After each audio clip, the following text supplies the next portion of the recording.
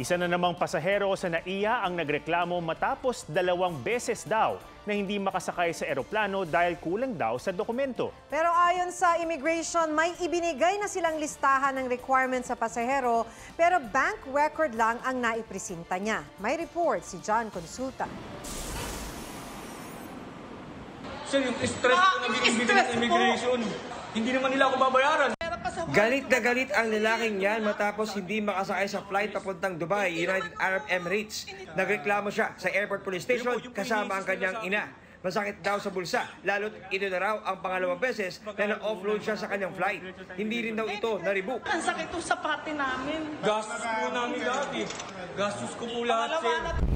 Bibisitahin daw ng lalaki ang kapatid sa Dubai. May tourist visa siya. Pero hinarang daw ng immigration personnel sa NAIA Terminal 1 dahil kulang siya ng Affidavit of Support and Guarantee. Hindi ko naman po kailangan yun, sir. Hindi ko in-applyan yun. Tourist po ang in-applyan ko. Sa Affidavit of Support and Guarantee, nakasaad na sasagutin ng Pilipinong nakatira sa United Arab Emirates ang gastusin ng kaanak niya na bibisita bilang turista sa UAE. Ito, may pera po ako. Hindi daw basihan yan. Di ba? Na pera. Sabi ko, pera ko yan, hindi basihan. Ayan o, may ticket ako pa uwi. Nag-ano na po kami sa immigration, nanghingi ng advice bago ho ulit kung pumasok, hindi ka anak sir, ko may nakausap na kami ron. Pwede daw po siya umalis. Bayaran nila po yung ginastos ng anak ko. Ayon sa tauhan ng Bureau of Immigration na tumangging humanap sa kamera, may binigay na listahan ng requirements sa lalaki noong unang beses nitong ma-offload. Pero wala raw siyang ipinisintang bagong dokumento maliban sa bank record na kabubukas lang daw noong nakaraang buwan. Si Marvin Gray naman na patungong Australia, nagdala na ng diploma at iba pang dokumento para raw hindi ma-offload. Bago ang insidenteng ito, 2 pasahero ang nagreklamo matapos di makasakay sa flight dahil sa haba ng interview ng immigration officer. Ang isa sa kanila, hiningan pa raw ng yearbook. Sabi ni immigration spokesperson Dana Sandoval, tinanggal na sa pwesto ang immigration officer at nireassign sa back-end office ng BI. John Consulta, nagbabalita para sa GMA Integrated News. Natuntun na ng remotely operated vehicle mula Japan ang MT Princess Empress sa ilalim ng dagat. Narito ang report. Ilang oras matapos ibaba mula sa barkong Shinichi Maru, natagpuan ng remotely operated vehicle o ROV mula Japan ang lumubog na MT Princess Empress sa Oriental Mindoro.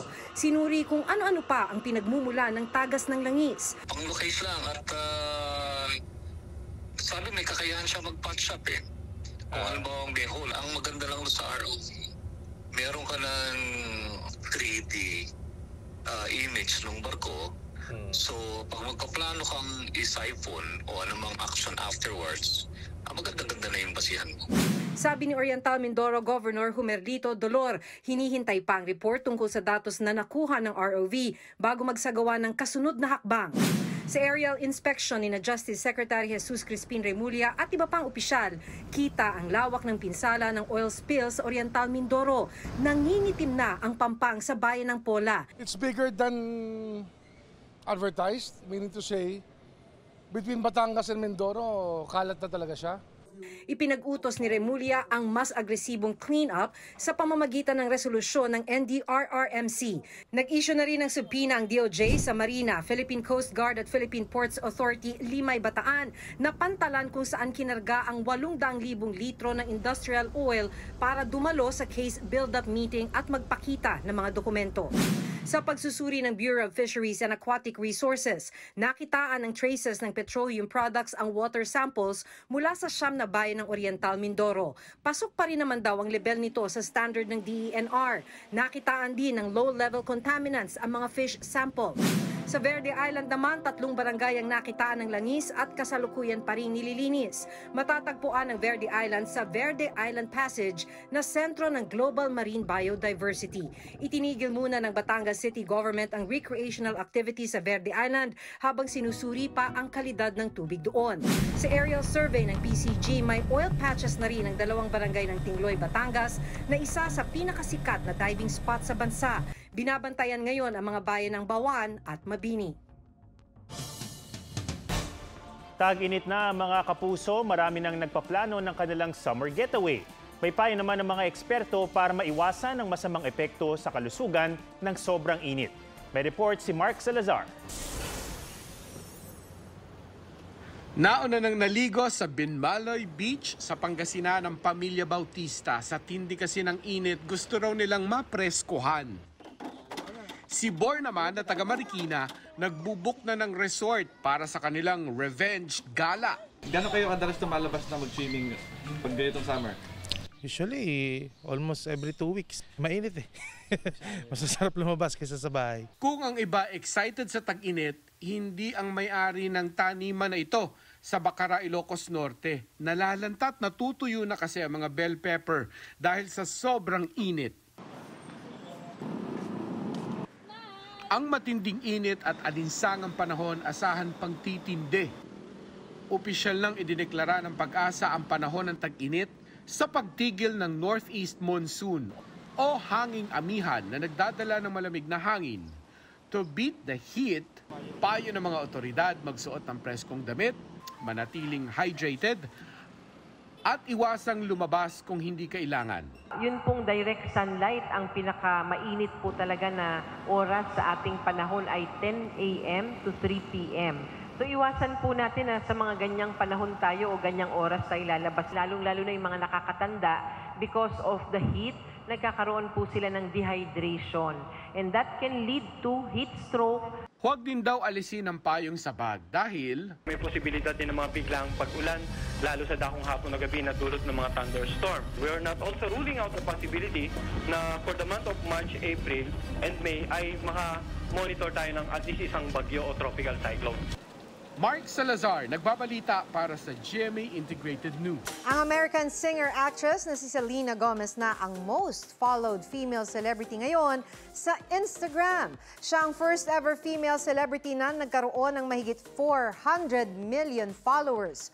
Wow, sa sobrang tuwa, hiling daw niyang mayakap ang lahat ng followers niya. Nalampasan ni Selena ang record ng model socialite na si Kylie Jenner na may 382 million followers. Ayon naman sa Billboard magazine, pangatlo na si Selena sa may pinakamaraming IG followers, sunod sa football stars na sina Cristiano Ronaldo with 564 million followers at si Lionel Messi na may 443 million followers.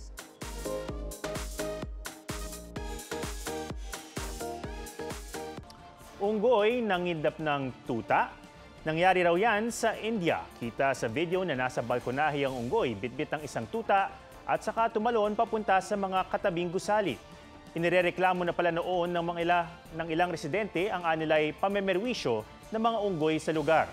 Posible rin daw na kinukuha ng mga unggoy ang mga tuta para ipalit sa mga anak nilang namatay. Spotted ang ilang K-pop idols sa Love on Tour concert ni Harry Styles sa Seoul, South Korea. All in one frame, sina Harry, RM, Suga, V at Jungkook ng BTS. May backstage photo rin si Harry at Rosé ng Blackpink. Kasama naman ni Rosé si Jennie sa audience. Matapos umattend ng concert, ang sariling world tour naman ng Blackpink ang pinaghahandaan nila. Sa weekend na ang 2-day sold-out concert para sa Born Pink World Tour na gaganapin sa Philippine Arena. Isang couple mula Quezon Province ang may mga anak-anakang kasama lagi sa kanilang milestones, ang kanilang pets. At ngayong magkakaanak na rin sila, ang mga alaga ang in charge sa gender reveal. Pusuan na yan sa report na ito.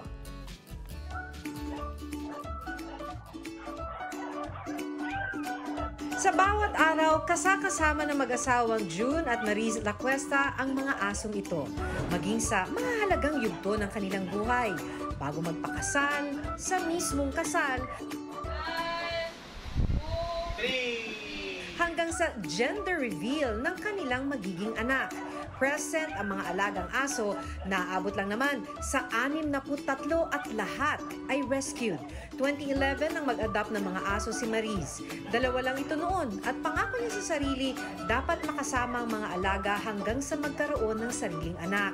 Pero nang mamatay ang isa, nagdagdag siya ng isa pa at isa pa at isa pa. Bukod sa 63 dogs, meron pa silang 17 rescued cats. At kahit daw magkakasariling anak na, patuloy pa rin silang magiging pamilya ng kanilang mga alaga.